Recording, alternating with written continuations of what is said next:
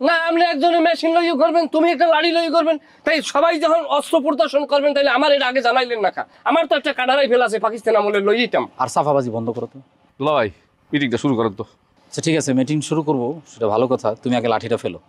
মিটিংয়ের সাথে লাঠি যায় না, ফেলো। দুলা ভাই এটা আপনি কি বললেন? লাঠিটা আমি ফেলাইতে পারবো না, লাঠি ছাড়া আবার ফিল আসে না। তাই ঠিক আছে, আপনারা লাড়ির লোক আলোচনা। আরে মেয়ে থামো। অমিজান, লাঠিটা একটু ফালাই দাও না। বড় দুলাভাই মিটিং ডাকছে, চলো আমরা সেখানে যাই। চুপ থাকো।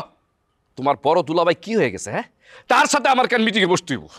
বাড়ির ভিতরে কি একটা পজিশন নিয়ে ঢুকছিলাম, পুরো পজিশনটাই আমার নষ্ট করে দিল। হ্যাঁ, শুরুতে সে আমার অপমান করে দিল। তোমার আব্বারে তো আমি কিছুই বলতে পারলাম না।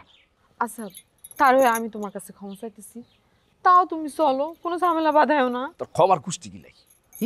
আমি বললাম তার বাড়ির বারান্দার ভিতরে মিটিং করতে, সে গাছতলায় গেছে। গাছতলায় কি? হ্যাঁ, কোর্স করুন একদম ফ্রিতে। আজই রেজিস্ট্রেশন করে এগিয়ে যান স্বপ্ন পূরণের পথে। Bit confidence academy.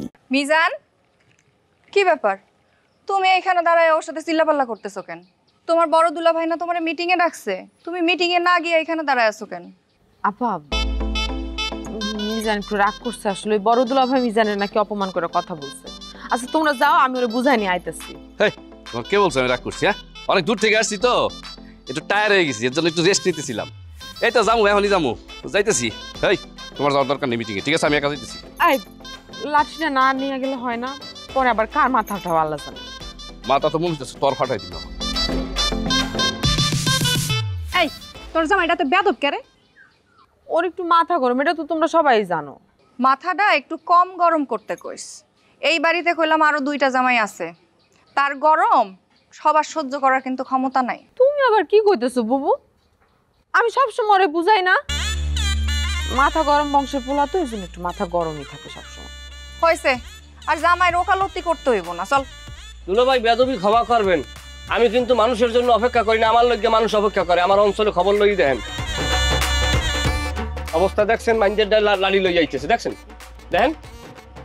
আরে মিয়া লাঠি দিকে ভয় পায় না তো, ওর কাছে যেমন লাঠি আছে আমার কাছে তো মেশিন আছে। দেন আমার মেশিন, আমি হেঁটে দিয়ে আমি আতঙ্ক ছড়াই। মানে বলদের মতো কথা বলো না তো আবুল। মেশিনকে আমি সাথে নিয়ে আসছি, শ্বশুর বাড়িতে কেউ মেশিন নিয়ে আসে? মেশিন তো আমার বাড়িতে। দুলা ভাই,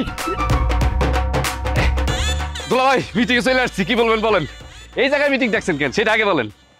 আর সেটা বলবো, কিন্তু তুমি তো আতঙ্ক সৃষ্টি করে দিছো। না আপনি একজনের মেশিন লইও করবেন, তুমি একটা লাড়ি লই করবেন, তাই সবাই যখন অস্ত্র প্রদর্শন করবেন তাহলে আমার এর আগে জানাইলেন না কা? আমার তো একটা কাটারাই ফেল আছে পাকিস্তান আমলে লইতাম। আর সাফাবাজি বন্ধ করো তো। দুলা ভাই মিটিংটা শুরু করেন তো। আচ্ছা ঠিক আছে, মিটিং শুরু করবো সেটা ভালো কথা, তুমি আগে লাঠিটা ফেলো। মিটিংয়ের সাথে লাঠি যায় না, ফেলো। দুলা ভাই এটা আপনি কি বললেন? লাঠিটা আমি ফেলাইতে পারবো না, লাঠি ছাড়া আবার ফিল আসে না। তাই ঠিক আছে, আপনারা লাড়ির লোক আলোচনা। আরে মেয়ে থামো। লাঠি নিয়ে আলোচনা করো। তোমরা আসো মেয়ে নিজের মধ্যে জ্ঞান যাবে। ওদিক দিয়ে শ্বশুর যে বিয়ে করে নতুন বউ নিয়ে আসবে, এটার কোনো খেয়াল আছে?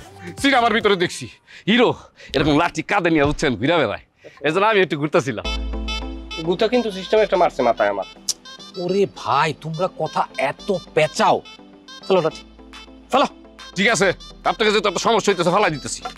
ঠিক আছে ফেলছো, ভালো করছো, তুমি আমার সম্মান দেখাইছো, আমি খুব খুশি হয়েছি। আমি কি জন্য তোমাদেরকে এখানে ডাকছি সেটা কি তোমরা কিছু বুঝছো? না দুলা ভাই বুঝিনি। এই যে দেখো, আমাদের চোখের সামনে ডানে বামে আশেপাশে যত জমি আছে, এগুলা কার জমি? এটার কোনো আইডিয়া আছে তোমাদের? আছে, আমাদের শ্বশুরের জমি। এখানে কত বিঘা জমি হইতে পারে এটার কোনো আইডিয়া আছে তোমাদের? 150 বিঘা। 150 বিঘা। এখন তোমরা আমাকে বলো, এই 150 বিঘা জমির মালিক কারা? মালিক কে? আমার শ্বশুরে। এই জন্যই তুমি আবুল ভাইরা। কথাকে শেষ করতে দাও। এই 150 বিঘা জমির মালিক হয়েছি আমরা। আমরা 3 জামাই। কিভাবে এখন তোমাদেরকে আমি ব্যাখ্যা করে বুঝাই।